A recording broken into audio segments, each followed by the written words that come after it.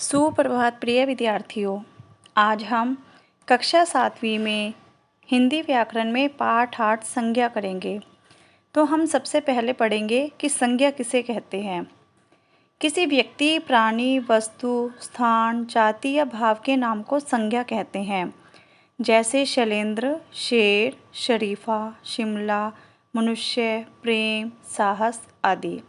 तो बच्चों, जैसे कि आपने देखा कि शैलेंद्र और शरीफा ये किसी व्यक्ति के नाम हैं, शेर है, मनुष्य है, ये हमें संपूर्ण जाति का बोध करा रहे हैं, ये जाति का नाम है, और शिमला किसी स्थान का नाम है। ऐसे ही जो प्रेम और साहस हैं वो हमें भाव का बोध कराते हैं। इन्हीं के आधार पर संज्ञा के 3 भेद होते हैं। नंबर 1 व्यक्तिवाचक संज्ञा, जातिवाचक संज्ञा, और नंबर 3 है भाववाचक संज्ञा। पहले हम पढ़ेंगे व्यक्तिवाचक संज्ञा के बारे में। जो शब्द किसी एक ही व्यक्ति, वस्तु या स्थान का बोध कराएं उन्हें व्यक्तिवाचक संज्ञा कहते हैं। जैसे सरदार पटेल ये एक व्यक्ति का नाम है, सेलो पेन ये एक वस्तु का नाम है, और संगरूर ये एक स्थान का नाम है। तो जो हमें व्यक्ति, वस्तु या स्थान का बोध कराएं उन्हें व्यक्तिवाचक संज्ञा कहते हैं। नंबर 2 जातिवाचक संज्ञा।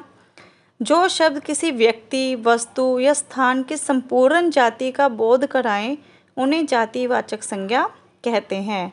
जैसे मनुष्य, मनुष्य किसी एक व्यक्ति का नाम नहीं है, मनुष्य संपूर्ण जाति का बोध कराती है। ऐसे ही पुस्तक, घड़ी ये भी एक संपूर्ण जो जाति है वस्तु की उसका बोध कराती है। कि अगर हम किसी पुस्तक का नाम लें, कहें कि हिंदी की पुस्तक, संस्कृत की पुस्तक, साइंस की पुस्तक, तो ये होगा व्यक्तिवाचक संज्ञा। लेकिन अगर हम कहते हैं कि पुस्तक, कि मेरी पुस्तक बहुत अच्छी है, मेरी पुस्तक बहुत सुंदर है, तो ये होगी जातिवाचक संज्ञा। ठीक है। ऐसे ही जो शहर है, देश है, वो भी जातिवाचक संज्ञा के अंतर्गत आते हैं। अगर किसी शहर का नाम लिया जाए कि मेरे शहर का नाम कुरुक्षेत्र है, मेरे देश का नाम भारत है, तो वो होंगे व्यक्तिवाचक संज्ञा। लेकिन अगर हम कहें कि मेरा शहर बहुत सुंदर है, मेरा देश बहुत सुंदर है, तो ये जातिवाचक संज्ञा माने जाएंगे। ऐसे ही जातिवाचक संज्ञा के 2 उपभेद और माने जाते हैं। पहला है द्रव्यवाचक संज्ञा और दूसरा समूहवाचक संज्ञा। अब जो द्रव्यवाचक संज्ञा है, जो शब्द किसी पदार्थ अथवा द्रव्य यानी कि जो लिक्विड चीज़ें होती हैं, जैसे दूध, तेल, पानी, तो उसे हम द्रव्य कहते हैं। तो जो शब्द किसी पदार्थ अथवा द्रव्य का बोध कराते हैं उन्हें द्रव्यवाचक संज्ञा कहते हैं। जैसे पीतल, तेल, सोना, दूध, अनाज आदि। अब जैसे जो पीतल है, सोना है, अनाज है, ये किसी पदार्थ के नाम है, और जैसे ये है तेल, दूध, ये हमें किसी द्रव्य का बोध कराते हैं। अब दूसरा है समूहवाचक संज्ञा। जो शब्द किसी समूह का यानी कि ग्रुप का बोध कराते हैं उन्हें समूहवाचक संज्ञा कहते हैं। जैसे भीड़, कक्षा, झुंड, दल, सभा आदि। अब जैसे है भीड़, भीड़ किसी एक व्यक्ति से नहीं होती, बहुत सारे व्यक्तियों से होती है। कक्षा है, कक्षा हम किसे कहते हैं जिसमें बहुत सारे विद्यार्थी हों। झुंड, झुंड यानी कि बहुत सारे लोगों का जो झुंड हो। तो ऐसे जहाँ पर समूह बनाकर काफ़ी सारे लोग रहते हों, काफ़ी सारे लोग बैठे हों, उन्हें हम समूहवाचक संज्ञा कहते हैं। अब आगे है एक संज्ञा शब्द का दूसरे संज्ञा शब्द के स्थान पर प्रयोग कैसे किया जाता है। कभी कभी व्यक्तिवाचक संज्ञा और जातिवाचक संज्ञा शब्द एक दूसरे के स्थान पर प्रयोग किए जाते हैं। अर्थात जातिवाचक का व्यक्तिवाचक के रूप में और व्यक्तिवाचक संज्ञा का प्रयोग जातिवाचक के रूप में किया जाता है। जैसे अब आप देखिए कि जातिवाचक संज्ञा का व्यक्तिवाचक संज्ञा के रूप में किस प्रकार से प्रयोग किया जाता है। अब इसमें उदाहरण दिया गया है, पंडित जी हमारे देश के प्रथम प्रधानमंत्री थे। अब इसमें जो पंडित जी है, हम पंडित किसी भी मनुष्य को बोल सकते हैं, जो पंडित लोग होते हैं हम किसी को भी पंडित जी बोल सकते हैं। तो जब हम संपूर्ण जाति का बोध कराते हैं तो वो जातिवाचक संज्ञा होती है। अब इसमें जब हम पढ़ रहे हैं पंडित जी, तो एक जातिवाचक संज्ञा है, लेकिन इसका व्यक्तिवाचक संज्ञा के रूप में कैसे प्रयोग किया गया है। अब हमने कहा पंडित जी हमारे देश के प्रथम प्रधानमंत्री थे। अब जो प्रधानमंत्री आप सभी को पता है कि हमारे देश के प्रधानमंत्री कौन थे? पंडित जी जवाहरलाल नेहरू। तो ये जो पंडित जी शब्द है ये जवाहरलाल नेहरू के लिए प्रयोग किया गया है, तो इसीलिए जातिवाचक संज्ञा का व्यक्तिवाचक संज्ञा के रूप में प्रयोग किया गया है। ऐसे ही दूसरा उदाहरण है, नेताजी ने आज़ाद हिंद फौज का गठन किया। अब नेताजी हम किसी भी व्यक्ति को बोल सकते हैं, जितने भी जो पॉलिटिक्स में होते हैं, राजनीति में होते हैं, हम किसी को भी नेताजी बोल सकते हैं। लेकिन यहाँ पर जैसे वाक्य दिया हुआ है, नेताजी ने आज़ाद हिंद फौज का गठन किया। अब आज़ाद हिंद फौज का गठन किसने किया था? आप सभी जानते हो, नेताजी सुभाष चंद्र बोस ने। तो ये नेताजी शब्द है, ये सुभाष चंद्र बोस के लिए प्रयोग किया गया है, किसी एक व्यक्ति के लिए, तो इसीलिए जातिवाचक संज्ञा को व्यक्तिवाचक संज्ञा के रूप में प्रयोग किया गया है। अब यहाँ पंडित जी और नेताजी शब्द जातिवाचक होते हुए किसी विशेष व्यक्ति की ओर संकेत कर रहे हैं, इसीलिए पंडित जी और नेताजी शब्द जातिवाचक होते हुए व्यक्तिवाचक संज्ञा का बोध करा रहे हैं। अब ऐसे ही दूसरा है, व्यक्तिवाचक संज्ञा को जातिवाचक संज्ञा के रूप में कैसे प्रयोग किया जाता है? जब व्यक्तिवाचक संज्ञा अपने विशेष गुणों के कारण जातिवाचक संज्ञा के रूप में प्रयोग होती है। अब पहला उदाहरण है, आज भी देश में हरिश्चंद्रों की कमी नहीं है। अब हरिश्चंद्र वैसे तो एक व्यक्ति का नाम है, लेकिन जब हमने लिखा कि आज भी देश में हरिश्चंद्रों की, अब हरिश्चंद्र जो शब्द है, वो जो हरिश्चंद्र थे, राजा हरिश्चंद्र, वो अपनी सच्चाई के लिए जाने जाते थे। तो अब लिखा है कि देश में हरिश्चंद्रों की कमी नहीं है, कि हमारे देश में जो हरिश्चंद्र जैसे सच्चे लोग हैं उनकी कमी नहीं है। तो इस प्रकार से व्यक्तिवाचक संज्ञा का जातिवाचक संज्ञा में प्रयोग किया गया है। जयचंदों के कारण भारत पर अंग्रेजों का अधिकार हो गया। अब जो जयचंद भी एक राजा थे, वो गद्दारी का प्रतीक थे, उन्होंने देश के साथ गद्दारी की थी।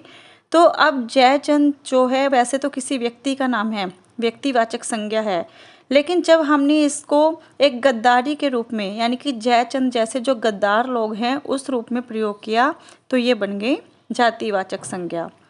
अब यहाँ हरिश्चंद्र सच्चाई और जयचंद गद्दारी का प्रतीक हैं, अतः ये दोनों शब्द व्यक्तिवाचक होते हुए भी यहाँ जातिवाचक का काम कर रहे हैं। जैसे हरिश्चंद्र शब्द देश के सभी ईमानदार लोगों के लिए प्रयुक्त हुआ है, उसी प्रकार जयचंद शब्द वैसे तो एक व्यक्ति का नाम है, परंतु यहाँ वह उन सभी लोगों के लिए प्रयुक्त किया गया है जो देश से गद्दारी करते हैं। अतः हरिश्चंद्र और जयचंद शब्द व्यक्तिवाचक होते हुए भी जातिवाचक का काम कर रहे हैं। अब हमने पढ़े थे कि संज्ञा के 3 भेद होते हैं, व्यक्तिवाचक संज्ञा, जातिवाचक संज्ञा। तो हमने व्यक्तिवाचक और जातिवाचक संज्ञा के बारे में पढ़ा। अब हम तीसरा पढ़ेंगे, भाववाचक संज्ञा। जो शब्द किसी वस्तु या पदार्थ की दशा, अवस्था या भाव का बोध कराएं, उन्हें भाववाचक संज्ञा कहते हैं। जैसे बचपन, जवानी, प्रेम, क्रोध, खटास, मिठास आदि। तो बच्चों, जैसे कि आप देख रहे हो कि बचपन, जवानी, प्रेम, ये सभी भाव को दर्शाते हैं, व्यक्ति के भाव को दर्शाते हैं, तो ये होगी भाववाचक संज्ञा। ऐसे ही भाववाचक शब्दों की रचना जो होती है वो 5 प्रकार के शब्दों से होती है।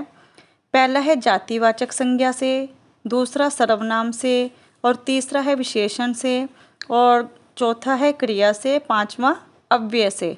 अब हम इनका विस्तार से पढ़ेंगे कि जातिवाचक संज्ञा से भाववाचक संज्ञा का निर्माण किस प्रकार से होता है। जैसे जातिवाचक संज्ञा है खेत, ये एक जातिवाचक संज्ञा है, लेकिन हम इसको भाववाचक संज्ञा में कैसे प्रयुक्त करेंगे? खेत से खेती, देव से देवत्व, तरुण से तरुणाई, पंडित से पांडित्य, इंसान से इंसानियत, बच्चा से बचपन। तो इस प्रकार से जातिवाचक संज्ञा से भाववाचक संज्ञा का निर्माण किया गया। अब दूसरा है सर्वनाम से। सर्वनाम से भाववाचक संज्ञा का निर्माण कैसे किया जाता है? जैसे अपना, अहम, निज, तो ये सर्वनाम शब्द हैं, इनको हम भाववाचक संज्ञा में कैसे प्रयुक्त करेंगे? अपना से अपनापन, सर्व से सर्वस्व, अहम से अहंकार और निज से निजत्व। अब विशेषण से भाववाचक संज्ञा का निर्माण कैसे किया जाता है? जैसे अरुण, अलग, बड़ा, बुरा, ये विशेषण शब्द होते हैं, जैसे अच्छा, आलसी, मधुर। तो विशेषण से भाववाचक संज्ञा का निर्माण कैसे किया जाएगा? अरुण से अरुणिमा, अलग से अलगाव, बड़ा से बड़प्पन, बुरा से बुराई, अच्छा से अच्छाई, मधुर मधुरता, एक एकता, पात्र पात्रता। तो इस प्रकार से विशेषण शब्दों से भाववाचक संज्ञा का निर्माण किया गया। अब अगला है क्रिया से, जो क्रिया शब्द होते हैं उनसे भाववाचक संज्ञा का निर्माण कैसे किया जाता है? जैसे डरना, मरना, ये क्रियाएं शब्द हैं और क्रिया से भाववाचक संज्ञा कैसे बनेगी? डरना से डर और मरना से मरण। तो उसी प्रकार से आगे है अव्यय से भाववाचक संज्ञा का निर्माण। अव्यय शब्द कौन से होते हैं? अविकारी शब्द होते हैं। अविकारी जो शब्द होते हैं उन्हें हम अव्यय भी बोलते हैं। तो उनसे भाववाचक संज्ञा का निर्माण कैसे किया जाता है?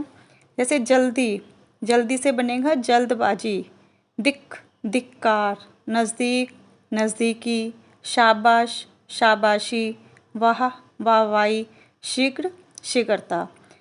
तो बच्चों, आपने पढ़ा कि भाववाचक जो शब्द होते हैं उनकी रचना 5 प्रकार के शब्दों से होती हैं और ये हमने विस्तार से पढ़ा।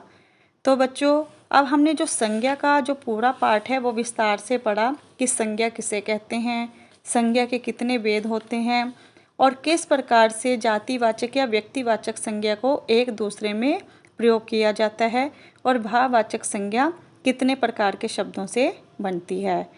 तो आपको यह पाठ अच्छे से समझ में आ गया होगा और जो इसका अभ्यास कार्य है या जो अभ्यास कार्य पत्रिका आपको भेजी जाती है, सभी बच्चे उस अभ्यास कार्य पत्रिका को भी और अभ्यास कार्य को भी ध्यानपूर्वक करेंगे। धन्यवाद।